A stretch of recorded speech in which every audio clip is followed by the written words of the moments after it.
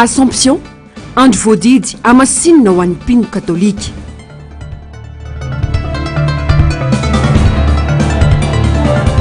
Ponina ny Bamangoky tsy anaiky izahay raha tsy miverina aminay ny taninay. Solombavambahoaka Brunel Razafy Androfo, fotoana ijeren'ny malagasy olomendrika hitondra ny firenena izao. Faltafaraka amin'ny andrea tongo kilasy tongo vavy atao anatin'izao fotoana ny fampalalam-baovao izao manatitra ny araba manasanao naraka ny antsipirim-baovao hatramin'ny farany.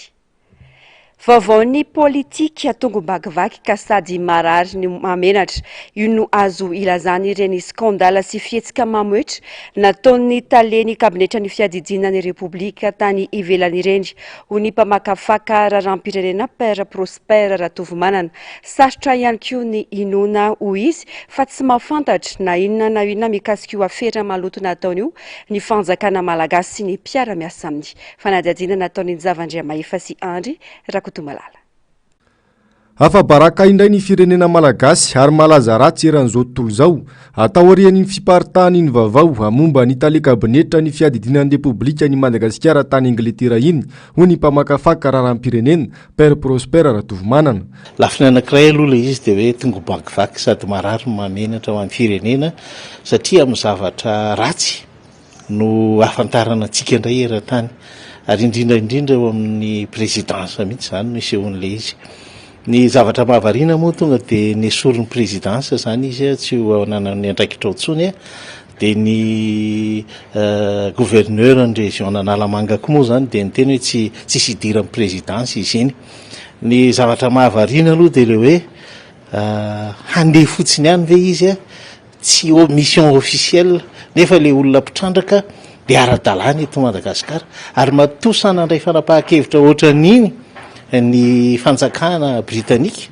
dia satria miady amin'le zavatra tsy ara-dalàna tsy ara-drarina izy atao amin'ny mpandrarady aty amin'ny firenena ohatrantsika izao dia sarotra ihany ny ino hoe tsy mahalala ninona ny filohan'ny Repoblika sy ny mpiara-miasa aminy. Tsika koa mila vola zany, mila vola ny firenena ka sao dia hoe iraka hitady vola le izy zany fa rehefa vomo le olona dia fomba ny mpitondra ihany miala andraikitra zany dia mizaka ny vokany samy rery le olona na dia mety hoe iraka officiel ihany aiza. Efa zatra tsy manaja lalàna ny mpitondra eto amintsika. Tsy zavatra andeha amin'ny laonina nefa eto amin'ny firenena raha tsy voady araka ny tokony ho izy ny lalàna. Manana andraikitra goavana amin'izany ny fitsarana sy ireo mpahay lalàna eto amintsika, indrindra mikasika io zoam-pirenena frantsay anana ny filoha-rajoelina io amin'izao akatoky ny fifitianana izao. Satria ny atao hoe fanjakana républicaine moderne dia ny lalàna ny fototra le fifanarahana ara-piarahamonina ingeny lalàna ampijoran'izay fifanarahana izay ka rehefa tsy hajaintsika ilay fiarahamonina zany hoe tsy von'ny ifanaraka tsika dia voaosooso ny lalàna ka raha le nationalité zany dia izay ny fipetrany hoe misy tompona andraikitry ny lalàna dia tokony tsara araka ny lalàna araka ny tokony ho izy fa rehefa voahaja ngely lalàna voavaly daholo ny olana amin'io Mbola mipetraka ihany koa ny ayay momba ny fikarakarana ity fifidianana ho avy ity, enina dia miezaka ny mandresy lahatra trany aza ny seni fa mandeha araka ny tokony ho izy ny fanomanana. Miezaka zareo mandresy lahatra zany ny seni indrindra mandresy lahatra amin'le hoe misy mangarahary io miezaka izahay fa amin'le fomba nanendrena azy ireo zany mamerina an'izay ayasy tsy fatokisan'izay. Ny fanontaniana mbola mipetraka dia hoe misy marina ve le vola ary raha ohatra tsy ampy le vola so dia nandehaka vola tany Angletera ny sasany. Mifarana amin'ity taona ity ny fehim-potoam-piasany izao fitondrana izao. Ny lalam-panorenana no mamaritra fa tsy maintsy irosona ny fifitianana.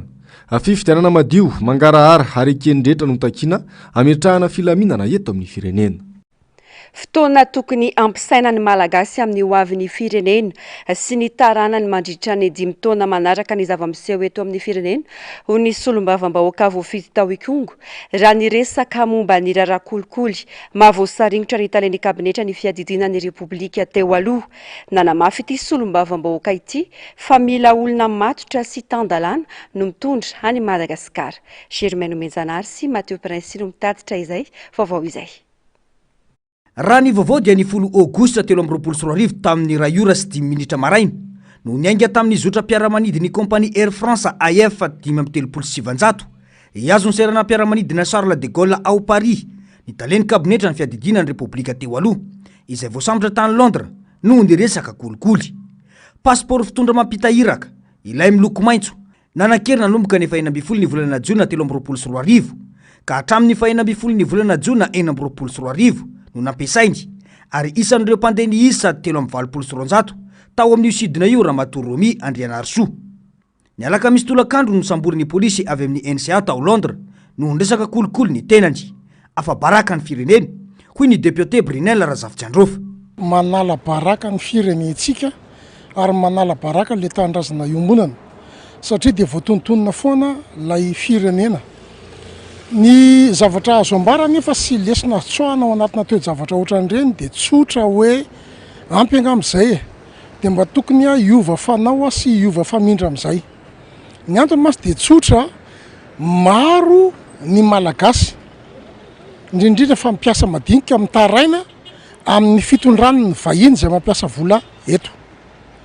Kanefa maro ihany koa ary tsy vitsy ny vahiny mampiasa vola eto mitaraina amin'ny ataony manam-pahefana sy ny tompona andraikitra samihafa eto amin'ny firenena. Ka za mahita hoe lesona reny ary tokony hanovana ny fomba fanao sy ny fomba famindra. Be dia be ny vazaha mampiasa vola eto mitaraina amin'ny fitakiana vola ataon'ny mpitondra. Dia maro be ihany koa nefa ny mpiasa malagasy mitaraina amin'ny traitement ataon'ny vazaha mpampiasa. Ka matoa le vazaha manao ny tsy fanao ary manao fitondrana miopampana amin'ny mpiasa malagasy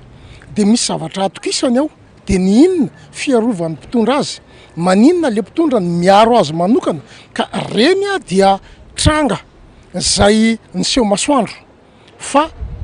fanao na pratika efa nisy teto amin'ny firenena naharitra be reny rehefa dinihana ny tantara ary enona ny fitaraina ny olona samihafa. Mila olona tandalana say sy matotra ny fitondrana any Madagasikara, hoy izy.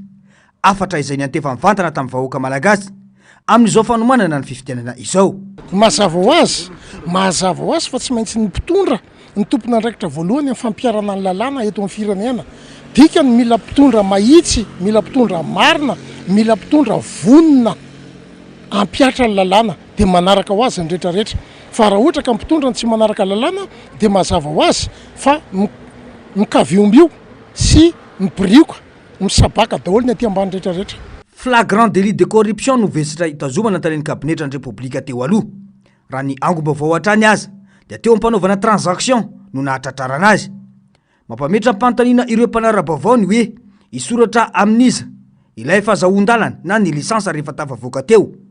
Amin'ny anaran'ny talen'ny kabinetra manokana ve ny soni sa ny fiadidina ny Repoblika.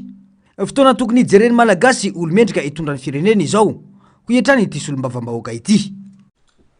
Mijany eo amin'izay vaovao izay ihany fanabadona ny vahoaka malagasy. Ny teny mita nataon'ny fiadidiana ny Repoblika manoloana ny raharaha fisamborana ny talen'ny kabinetra tany Londres, hoy ny député Toutsoa Andriamapandry. Tsy azo heverina hoy ity solombavam-bahoaka ity fa tamin'ny anaran'ny tenany manokana no nandehan'Andriamatoa Romy Votsa tany afa tsy nisy idirany fitondram-panjakana. Tati-baovao Germaine Menjanahary, Mathieu Prince hatrany.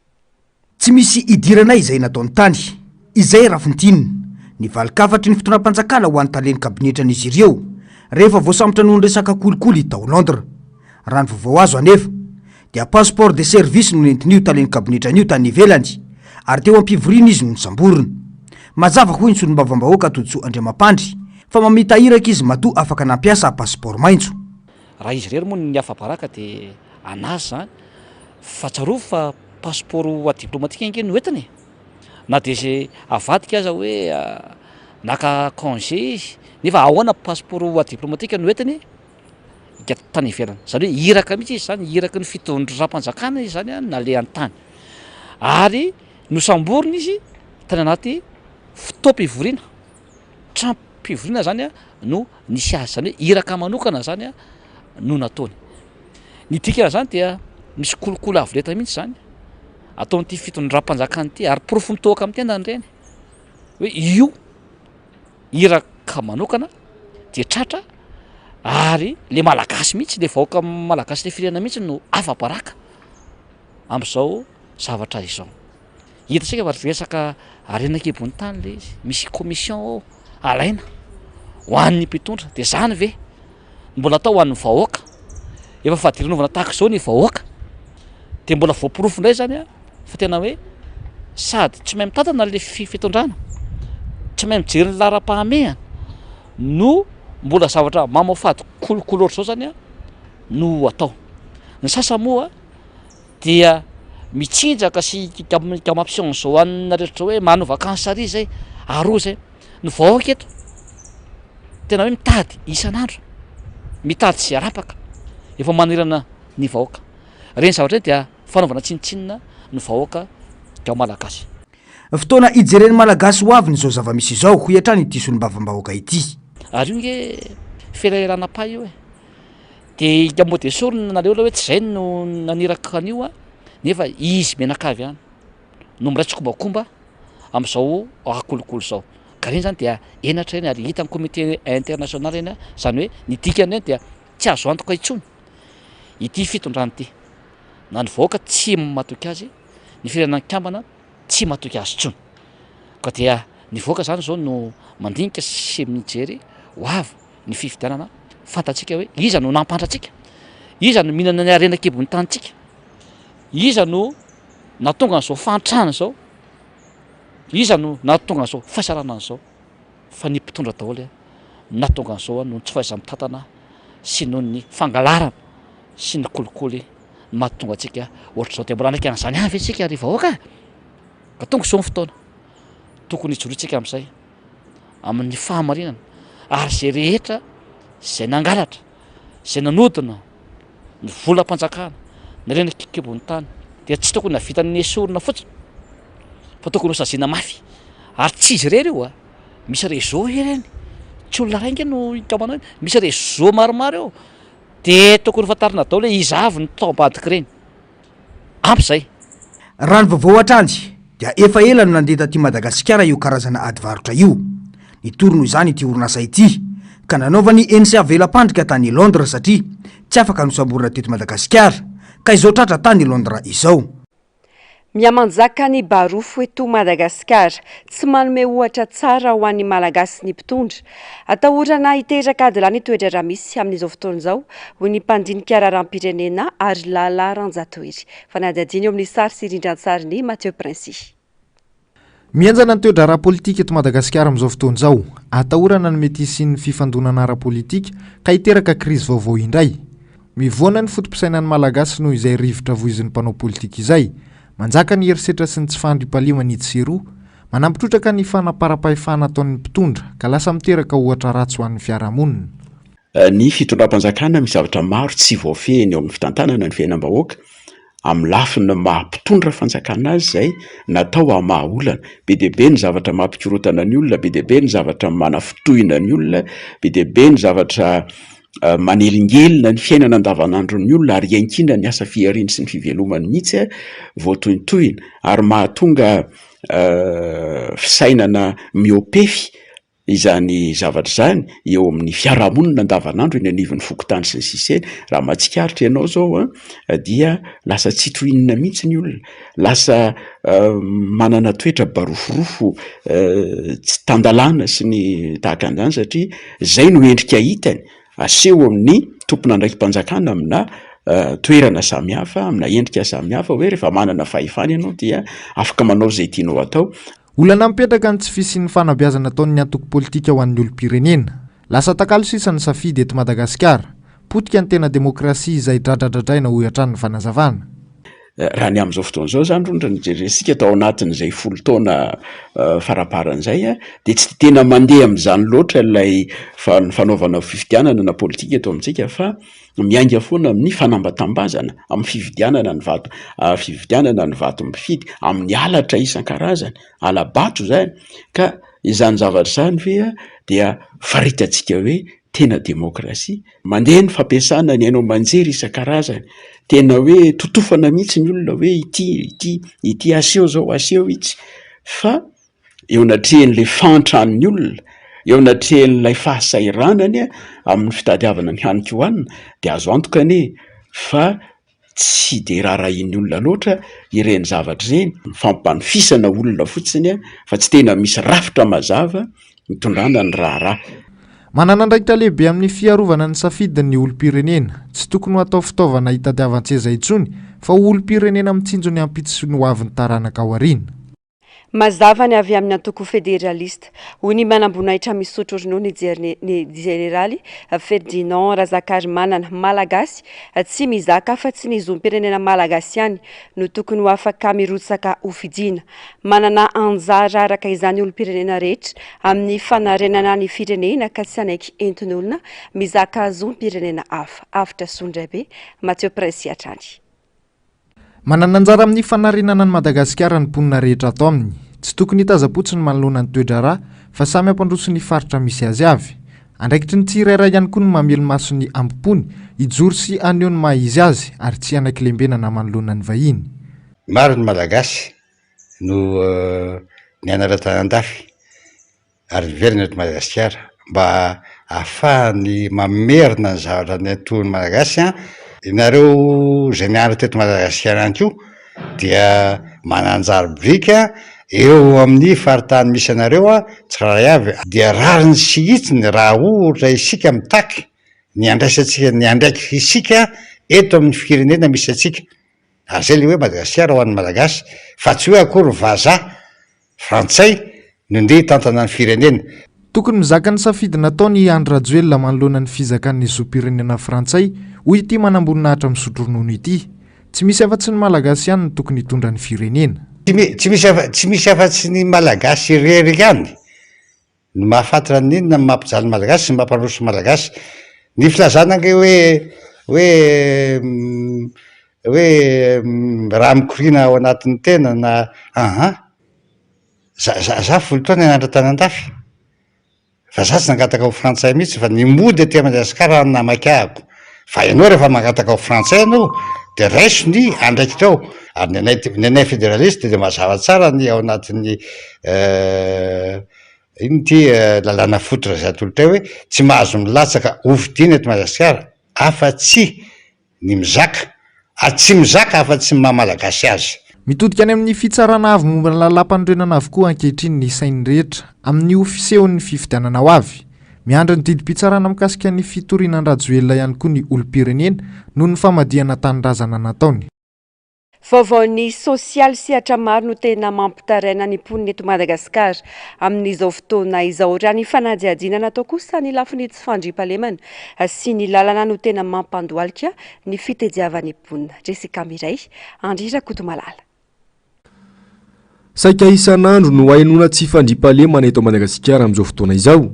Atsy an-tanan-dehibe, atsy ambanivohitra, eny hatreny amin'ny lalam-pirenena. Mampiasa herisetra mihitsy ny jiolahy. Atony ny voanitranga ny sabotsy lasa teo. Ampitona taksi moto iray no nisy nitifitra teny Andraharo nandritra ny fanafiana cash point iray. Amiady irery ny malagasy miraviravin-tarana ny fanjakana. Ny tsy fandriampahalemana aloha amin'le mpamaky trano majinijinika dia tena fa miditra trano mihitsy ry zareo amin'izao. Dia maka an'izay mba fananana kelinao ao, telefona, vola, firavaka. Indray misy manakana ny tômôbila andeha hividy vary any misy manakana. Dia raha ilaina foana zany ny zandarma mba manatitra anay ihany dia tsisy ninina. Zay no tena olona. Zay sakana eo amin'ny kiaramatao. Dia ho lasa rehefa mbola sakana ve tsy ho lasa ny vola. Ankoatra ny resaka tsy fandriampahalemana, hapotika tsy misy raisina ihany koa ny lalana eto Madagasikara. Na ny eto andrenivohitra na ny lalam-pirenena. Lalan-dra mampandeha ny fitadiavana nefa ny lalana, asaingy tsy misy fikozagozana intsony sy efa ntaonany maro. Avelo taraina ny mpampiasa lalana. Dia ny eo amin'ny lafin'ny asa zao ny anay ny tena zavatra tena mampalahelo anay amin'ny resaka fitaterana zay mampiasa tômôbila dia ny lalana tena ratsy dia ratsy dia ratsy. Dia ny vidin'ny piesy tsy maharaka le vola miditra, ny solika koa miakatra. Ny tômôbila zany efa tsy vita intsony ny entretien amin'le lalana ratsy dia ratsy tena mampiteny mona. Dia le client zany na mazoto akaty arany dia kamo satria ny lalana tena ratsy tena mitaraina zany le tonga aty le raisinay tonga aty zany tena mitaraina. Dia nefa ny rehefa tsisy client zay aty nefa io velo tenanay rehetrarehetra aty. Nipotika tanteraka ny kompania mpitanterana nabakabaka malagasy na ny Madagascar Airlines Airmad teo aloha mazava fa noho ny tsy fahaiza-mitantana no anton'izany ho ny paitoekarena Ralson Roger no ny fiarovana ny tombotsoa an'olombitsy no antony nanovana ny Air Madagascar ho Madagascar Airlines ho ian'ity paitoekarena ity fanadihadiana. Efatra ny ampanomboana no efa hita fa ho potika tanteraka ny orinasa malagasy Madagascar Airlines. Na ny volanentina namadihana ny Airmad orinasa Madagascar Airlines azy dia efa hita fa tsy havan'ny olana ity kompania mpitanterana anabakabaka malagasy ity mihitsy. Tsy ampifandaniana ny nananganana azy ary ratsorina hoy Ralson Roger dia tombotsoan'olombitsy no tena antony nanovana azy. Amiko zany ny fisanganan'ny Madagascar Airlines izay tsy fantatra mihitsy hoe iza marina ny eo an-damosina izy io, taizany nahitana volana mpandehanana izy io ary izany tena miaro an'izy io fa fahitako azy zany dia tsy anana herizika mihitsy izy hifaninana amin'ireo orinasa vahiny momba fiseraserana amin'ny fitateran'ireo satria voalohany tsy ampy traikefa ny mitantana, faharoa tsy ampy fanadihadiana sy fandiniana ny fametrahana ny Madagascar Airlines io. Tokony era-madiany natao izay nampandeha azy satria io ny tena reren'ny firenena fa misy ambadika tombotsoa manokana angamba ny tsangana Madagascar Airlines io ka tompon'andraikitra voalohany amin'ny fampitehany Madagascar Airlines ny filohan'ny filan-kevim-pitantanana Ramatoa Rinara Kotomanga ka tokony hibaboka malagasy izy raha ny fanazavany Ralson Roger hatrany. Tonga koa angamba ny fotoana tsy ampy fotsiny angamba ny nataonao Ramatoa Rina hoe mitaraina nifona tamin'ny vahoaka hoe indrindra tsy ampy vahoaka fa tamin'ny mpandeha hoe ifona tsy ampy zany fa hazavao mihitsy hoe inona ny tena olanao inona ny trosao ahoana ny tsy voaloha izy ireo ahoana reo entana very reo nahoana ny natonga an'izany tsy faiza mitantana ve baboatra zay ngamba fa tsy atao moramora fotsiny izao tena afa-baraka mihitsy zany zao Madagascar satria raha tsy disa tanina amin'ny abakabaky nize koa izy de voaterina nahodina naverina fa tsy afaka nandeha tany inona mahatonga an'izany tsy fahaizana fandray amin'ny seraserany velany izy riska be ane zany satria raha nandeha nakany voatifitra tany no plany de maty tany doany ny mpandeha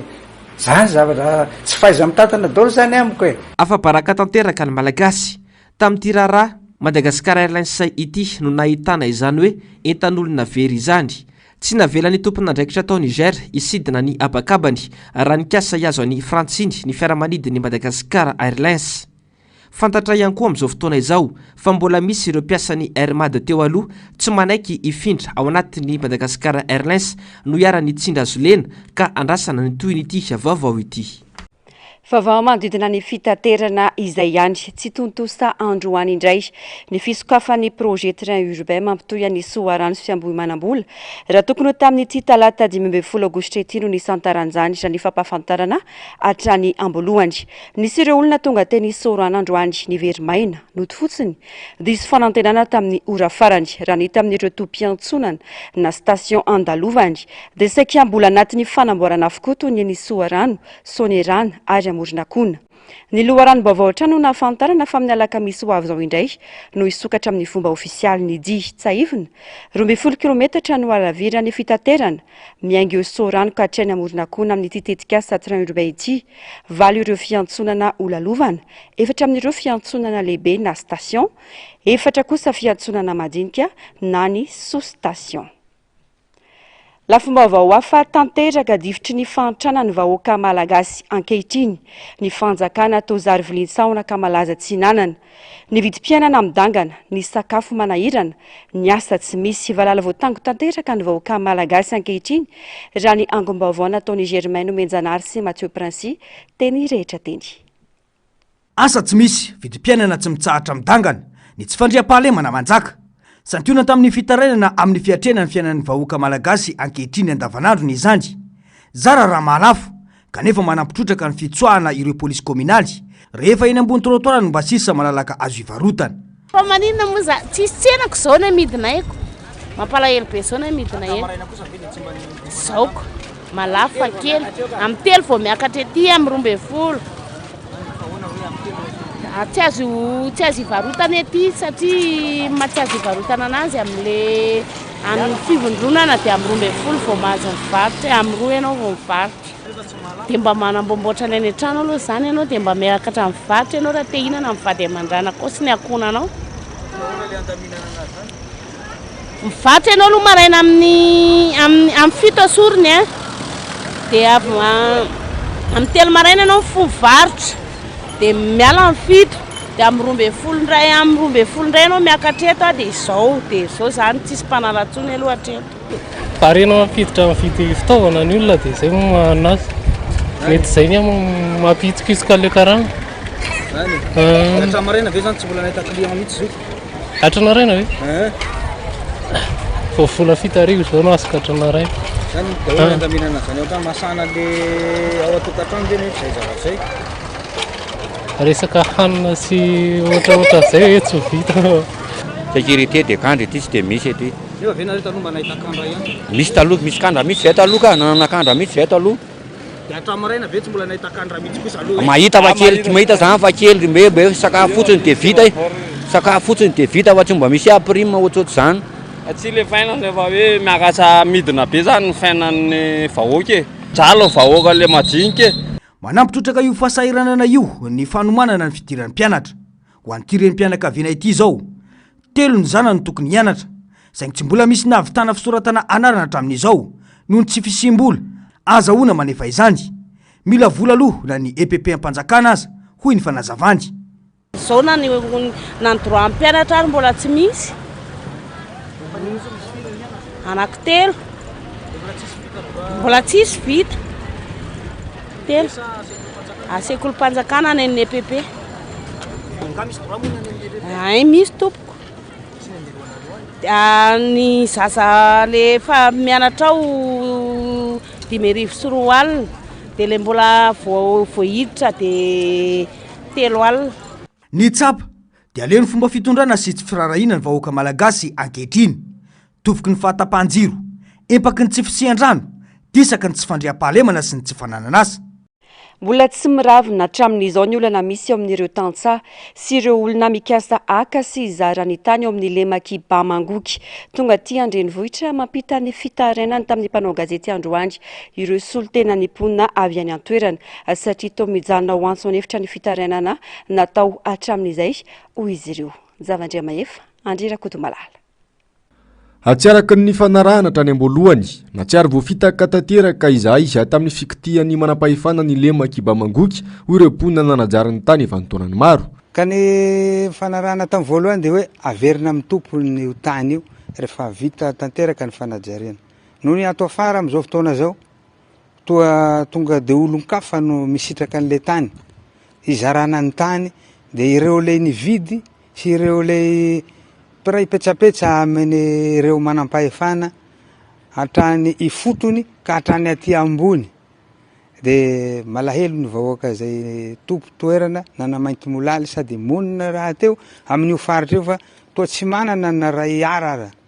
tsy vitan'izay fa mbola fandrahonana sy fanagadrana no asetra ireo tantsaha miady ho an'ny taniny mianana torohoro ny mponina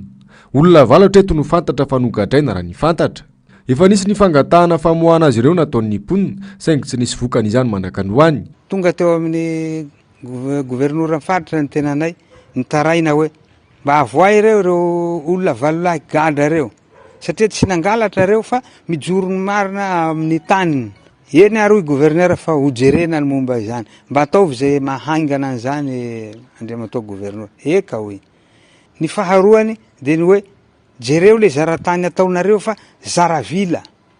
le ny fanarahantsika tamin'ny voalohany dia hoe averina amin'ny tompony tany zay fanresahanao andriamatao le gouverneur hoe averina amin'ny tompony ny tany ny 5 hektara midina ny zava-misy anefa amin'izao toa tsy ndry hazo lena mba avy atrany no miseho fa asorina le vahoaka tsy omena tany ary toa olo-kafa zay tsy fantany akory ary ny sasany no tonga hisitraka ny taniny eo raha ny fantara dia milaza ny hidina ny Bamangoky zarakara tany any an-toerana ny Florajoel afaka ny vitsy antsoaraka izany no ataon'izy ireo ny amin'ny tokony ijeren'ny fanjakana io olana mianjady amin'izy ireo io ka sao de sao re tsy ahazo karatany izahay vahoaka izay madinika zara raha nahita fianarana tsy nahita fianarana koa raha nankamaroana de ho lasany reto olona nividy zay maneritery anay manao anay tsinotsinona reto ny tokony ho karatany ho azonay mba hijery an'ity toejavatra ty fa sao de hisy fiantraikany amin'ny fiainam-pirenena raha izao ny fandehany ny mahagaga ihany koa hoy reto solotena nimponina ireto dia milaza hoe efa manana tany amina hektara maro amin'ny le makiba mangohitra io sahady any governorany faritra ny toerana nimponina nefa no nanajary io tany mirefy eninalina hektara io hatramin'izay milaza ny tsy anaketra amin'ny farany nimponina raha tsy miverina amin'izy ireo zato isanjato ny taniny toy ny komina lavitra fanjakana ny komina Ambomiadana Andramasina ho niben'ny tanàna ny an-toerana ataony fitondram-panjakana fitaovana ny komina rehefa misy hetsika ny an-toerana kanefa tsy misy antenaina kosa ny mpitondra amina resaka fampandrosoana toy ny fananganana fotodrafitrasa mifanohitra amin'izay no zava-misy satria ny komina sy ny mponina ihany no mampandroso samirery iny faritra iny Ravirazafimaina Mathieu Princy mazana rehefa midina any ambanivohitra Ambomiadana Andramasina mitondra fanjakana no mamory olona ary manery ireo olom-boafidy any an-toerana zary lasa fitaovana fotsiny ihany ny ben'ny tanàna sy ireo sefokotany kanefa fampanantenana pokaty no ataon'ny mpitondra amin'ny vahoaka ny fitondram-panjakana zany somary nanao kilabao anay raha ny tena maro satria mbola tsy nisy fotodrafitrasa eo amin'ny komina misy anay zay nataony fitondram-panjakana fa dia ny vahoaka no miezaka miaraka amin'ny komina miaraka zanaka pelezina sy mpandraraha dia zay mba isian'ny fampandrosoana any ny andraikitra iben'ny tanàna zany zao raha ny zavatra mpanaovana anay resaka fampandrosoana dia ohatran'ny hoe ankilabao zay fa ny resaka fanetsehana na ilain'ny fitondram-panjakana fifidianana sy ny sisa dia zay vao hita hoe misy komina any ambanivohitra dia manao matsomafy zany zay hoe ho an'izay mpitondra indrindra minonay fa ny président Marc Ravalomanina zay andrandraina ho tonga amin'ny toerana dia ametraka an'izany décentralisation ahafahana mampandroso zany komina ary hijery tanteraka etsy ankilany anisany mamatsy vokatra isan-karazany arina fandrehatra ho an'Antananarivo anefa ity komina ity 10 kilometatra mialo ihany koa no misy antsy azo paniry saingy tsy tonga ny rano atapy-tanàna no tapaka lava ihany koa ny jiro misy antsy azo paniry amin'ny komina zay tantaninay mamantsa rano sy jiro an'Antananarivo renivohitra fa zahay na dia rano fisotra zay tsy misy eo atapy-tanàna komina dia ny herinaratra zay tokony hoe direct avy eo tsy azo paniry mandeha aty ambony manambola bienjy Ambatolampy zay vao miretory makany Ambomiadana dia tapaka tanteraka tapaka lava ny jiro tsy mipetraka ny décentralisation ny lalana moa tena ratsy dia ratsy ihany lalana eo amin'ny 70 km miala amin'ny renivohitra Ambomiadana fa dia tena andro andro vao afaka ny tômôbila rehefa fahavaratra ny frais zay tokony ho any amin'ny 30 000 fa amin'izao izy any amin'ny 75 saika misedra olana avokoa ireo komina lavitry ny renivohitra tsy zarizary ny fampandrosoana amin'ny ankapobeny ireo ben'ny tanàna ihany koa anefa vitsy no mahazo fanampiana avy amin'ny mpamatsy vola ahafahany manodina ny komina misy azy ny fitondram-panjakana foibe rahateo tsy azo ianteherana fa zary lasa andavanandron'ireo solombavam-bahoaka amin'izao ny mamany olana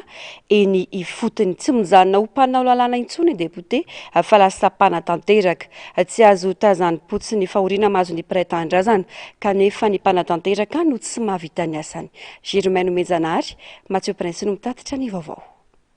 10 isan'andro raha kely indrindra no olona tonga milahatra sy mangataka fanampiana amiko koa ny solombavam-bahoaka Stanislas Randrianarsoa na Irastany izay vao fito amin'ny boriboritany faharoa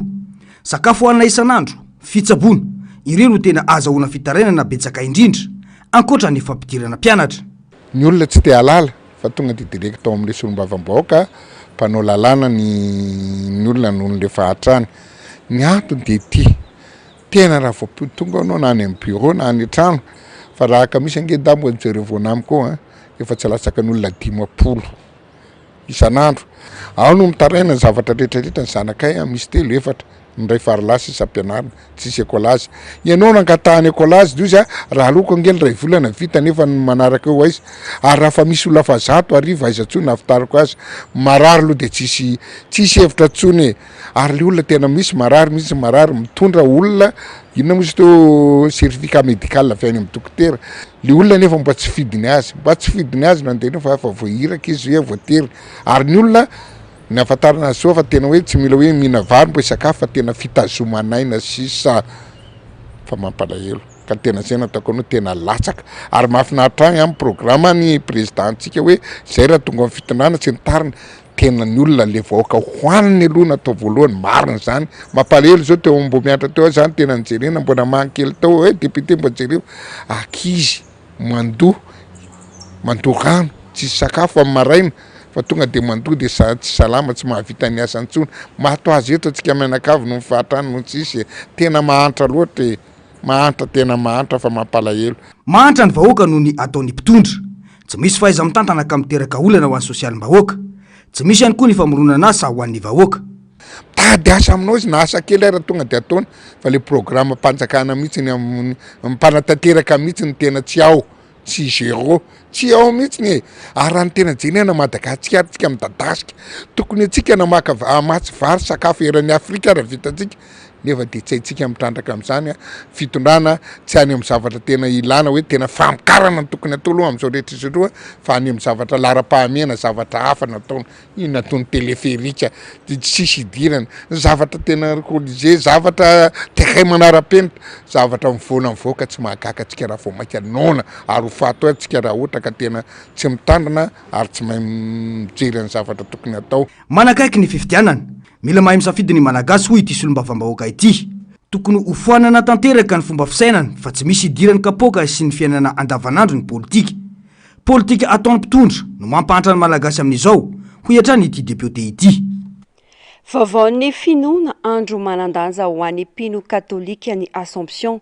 andro tsy fiasana ary voadidy amasinina tsarovana any Masina Maria reny Jesoa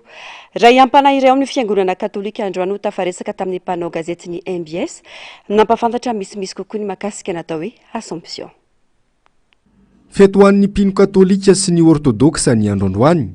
afankalazana ny nampiakarana ny Masina Maria Virginia ny an-danitra ana ilay antson'ny mpino katolika hoe Assomption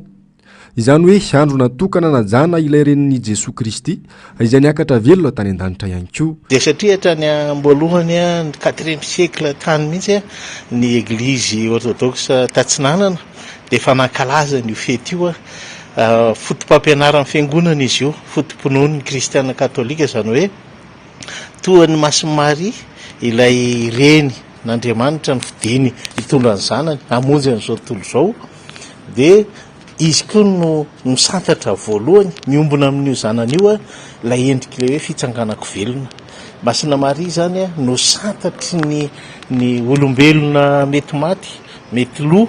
amin'ilay tsy fahalovana mihitsy dia ataoko fa zay no mampanandanja manokana an'ity fety androany ity satria mifamatotra amin'ilay fahatongavana ho nofo zany hoe ny fidianan'Andriamanitra hamonjy an'izao tontolo izao dia ny fidianana ny reniny sy ny fitsanganako velona izay fototry ny finoantsika kristianina andro voadidy ho amasinina ny andro androany ho an'ny mpino katolika manamarika izany amin'ny alalan'ny sorona masina sy ny lamesa iombonana ny fiangonana iran'izao tontolo izao any amin'ireo tany na firenena zay manana ny finoana katolika ho mahavaisa-danja kokoa amin'izareo zany dia andro tsy fiasany ty andro androany ity ohatrany hoe ny any Frantsa, Portugal sy ny Grèce sy ny sisa reny zany ny frantsay moa amin'izao fotoana izao efa somary lefilefy le finoana fa taloha ny frantsay mihitsy ny tena hoe voy sy ny nanaparitaka ny ity fotom-pampianarana ity satria ny fanjakana frantsay dia nanankina ny la Frantsa eo ambany fiarovany Masina Maria ary ho antsika malagasy tamin'ny missionnaire voalohany tonga teto Madagasikara dia natao hoe Masina Maria mpanjaka vavy Madagasikara zany hoe nankinina eo ambany fiarovany Masina Maria koa Madagasikara misy amin'ireo mpino katolika ihany koa no manao fivanianana masina amin'ireo toerana masina indrindra amin'ireo toerana nisehony Masina Maria rehefa andro ny Assomption taka izao toy ny any Lourdes sy ny any Fatima raha ny fanazavana trany amaranana ny fampalalam-baovao ny maresaka avy any ivelany miamarefy ny toe-karena sy ny arady sosialy any Afghanistan amin'izao gedzay ny fitondrana Taliban ny fiarina kanefa tsy maraka ny filan'ny mponina any an-toerana nanaitra ny vondrona iray sampirenena ijery akaiky izany ny fikambanana tsy miankina miay ny maha-olombelona Zavandria Maefa Andrirakotomalala miaina anaty krizy ara-tsosialy ny any Afghanistan any amin'izao fotoana izao ary hotona nitondrany ny Taliban ny fitondrana aolana ny tsy fisian'ny famatsim-bola avy any ivelany sy ireo karazana fanampiana avy amin'ny firenena mikambana izay nosotrahan'ny firenena fony mbola tsy teo amin'ny fitondrana ny Taliban olona manodidina ny 20 tapitrisa no tsy miaina araka ny tokony ho izy intsony any Afghanistan, izany hoe atafiakatra hatrany amin'ny 90% raha noarina tamin'ny taona 2020. Ireo zazamambehivavy no tena lasibatra ao anatin'izany, anoho izy ireo tsy afaka misitraka ny zony araka ny tokony ho izy. Tsy afaka mianatra, miasa ary manao izay tiana atao ny vehivavy any Afghanistan hatramin'izay niverenina ny Taliban teo amin'ny fitondrana. Amiantso ny vondrona iraisan'ny pirenena tsy hanadino ireo mponina marefo sy mila fanampinany amin'ny firenena io araka izany any fikambanana tsy miankina iraisan'ny pirenena. Fandarana ahoana marina Global News avy hatrany arahinao arin'izao fampahalalam-baovao izao. Aorian'izay kosa ny horonan-tsary mitondra ny lohateny hoe Le Gardien du Manuscrit Sacré, ny sampana fampahalalam-baovao manome fotoananao rampitso amin'ny ora mahazatra. Veloma tompoko.